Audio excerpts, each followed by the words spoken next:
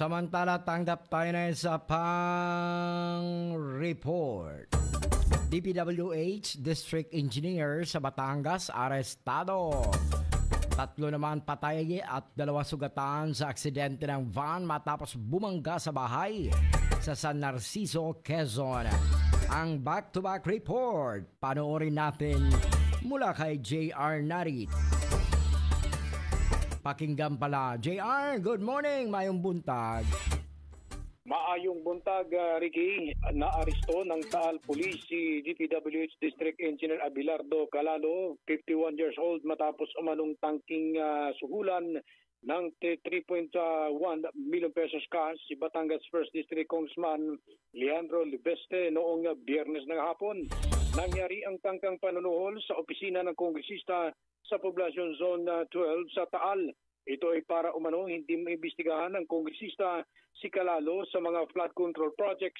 Inireklamo ni Libeste ang mga flood control projects sa kaniyang distrito na kahit bago pa lang gawa ay nawasak na kaagad. Samantala, patay ang 3 at 2 ang sugatan nang bumangga ang sinasakyang van bandang alas 4 nitong Sabado ng hapon. Naganap ang aksidente sa San Narciso Mulanay Road sa Barangay Abuyon ng nasabing bayan.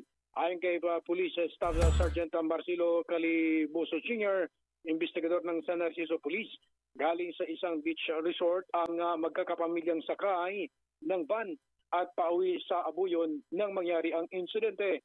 2 sa nasawi ay mag-asawang taga-Abuyon at kanilang bayaw na taga-Pampanga na siyang nagmamaneho sa private van.